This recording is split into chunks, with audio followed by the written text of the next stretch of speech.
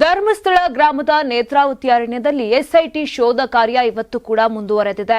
ಬಂಗ್ಲಾಗುಡ್ಡಕ್ಕೆ ಹೋಗುವಾಗ ಭೂಮಿಯ ಮೇಲ್ಭಾಗದಲ್ಲೇ ಶವ ಸಿಕ್ಕಿತ್ತು. ಪಕ್ಕದಲ್ಲೇ ಬಟ್ಟೆಯೂ ಸಿಕ್ಕಿದ್ರಿಂದ ಆತ್ಮಹತ್ಯೆ ಶಂಕೆ ವ್ಯಕ್ತಪಡಿಸಲಾಗಿತ್ತು. ಇನ್ನು 6ನೇ ಪಾಯಿಂಟ್ನಲ್ಲಿ ಸಿಕ್ಕಿರುವ ಮೂಳೆ ಪುರುಷನದ್ದು. ಆದರೂ ಮೂಳೆ ರಹಸ್ಯ ಭೇದಿಸಲು ವಿದೇಶಿ ಮಾದರಿಯ 3 ಮಹತ್ವದ ವೈಜ್ಞಾನಿಕ ಪರೀಕ್ಷೆಗೆ ಒಳಪಡಿಸಲು ಚಿಂತನೆ ಮಾಡಲಾಗಿದೆ. ದೇಶದಲ್ಲೇ ಮೊದಲ ಬಾರಿಗೆ ಅಪರಾಧ ಪ್ರಕರಣ ಸಂಬಂಧ ಈ ಪರೀಕ್ಷೆಗಳನ್ನು ನಡೆಸಲಾಗುತ್ತಿದೆ. ಅಸ್ಪಾಟ್ರಿಕ್ ಅಮೈನೋ ಆಸಿಡ್ ರೇಸ್ ಮೈಜಸನ್ ಇನ್ಫ್ರಾರೆಡ್ ಸ್ಪೆಕ್ಟ್ರೋಸ್ಕೋಪಿ ರಾಮನ್ ಸ್ಪೆಕ್ಟ್ರೋಸ್ಕೋಪಿ ಪರೀಕ್ಷೆಗೆ ಸಜ್ಜಾಗಿದ್ದಾರೆ.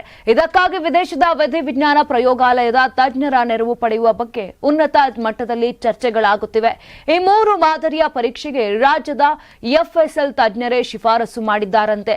ಸಿಕ್ಕಿದ್ದ 14 ಮೂಳೆಗಳು ಪುರುಷನದ್ದು ಅನ್ನೋದು ಎಫ್ಎಸ್ಎಲ್ ವರದಿಯಲ್ಲಿ ಖಚಿತವಾಗಿದೆ. ಆದರೆ ಊತು ಹಾಕಿದ್ದು ಯಾವಾಗ ಎಂಬ ಸ್ಪಷ್ಟನೆ ಸಿಕ್ಕಿಲ್ಲ. ಹೀಗಾಗಿ ವಿದೇಶಿ ಪರೀಕ್ಷೆಗೆ ಚಿಂತನೆ ನಡೆದಿದೆ.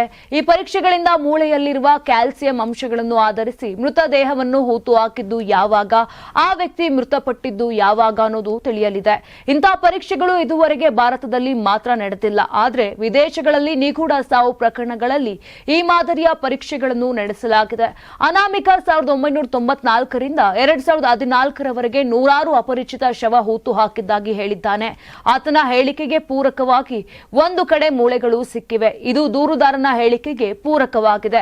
ಈ ಹಿನ್ನೆಲೆ ಸತ್ಯಾಸತ್ಯತೆ ಕಂಡುಹಿಡಿಯಲು ವೈಜ್ಞಾನಿಕ ಪರೀಕ್ಷೆಗೆ ಎಸ್ಐಟಿ ಮುಂದಾಗಿದೆ. ನಾನು 86 ಕೆಜಿ ಇದ್ದವಳು 71 ಕೆಜಿ ಬಂದಿದ್ದೇನೆ. ವಯಸ್ಸಾದ್ಮೇಲೆ ಸ್ಮಾರ್ಟ್ ಆಗಿ ಕಾಣ್ತೀರಾ ಅಂದ್ರೆ ಜಿನ್ನಿ. 126 ಕೆಜಿ ವೇಟ್ ಇದ್ದು ನಾವು ಈಗ 114 ಕೆಜಿ ಲೆಕ್ಕ ಬಂದಿದ್ದೀವಿ. ಯಾವುದೇ ಸೈಡ್ ಎಫೆಕ್ಟ್ ಆಗಿಲ್ಲ. 84ರಿಂದ 50 ಕೆಜಿ ಬಂದೆ. ಆಮೇಲೆ ಸಣ್ಣಗೆ ಫಿಟ್ ಆಗಿದ್ದೀನಿ. ಅದಕ್ಕೆ ನಾನು ಯೂಸ್ ಮಾಡ್ತಾ ಇರೋದು ಜೀನಿ ಸ್ಲಿಮ್. 84ರಿಂದ 50 ಕೆಜಿ ಬಂದೆ. ಆಮೇಲೆ ಸಣ್ಣಗೆ ಫಿಟ್ ಆಗಿದ್ದೀನಿ. ಅದಕ್ಕೆ ನಾನು ಯೂಸ್ ಮಾಡ್ತಾ ಇರೋದು ಜೀನಿ ಸ್ಲಿಮ್. ಸಣ್ಣ ಆಗಕ್ಕೆ ಜೀನಿ ಸ್ಲಿಮ್ ಯೂಸ್ ಮಾಡದೆ ಹೆಲ್ದಿನೂ ಅದೇ. ನೀವು ಸಣ್ಣ ಆಗ್ಬೇಕಾ, ಹೆಲ್ದಿ ಆಗ್ಬೇಕಾ? ಹಾಗಿದ್ರೆ ಜೀನಿ ಸ್ಲಿಮ್ ಯೂಸ್ ಮಾಡಿ.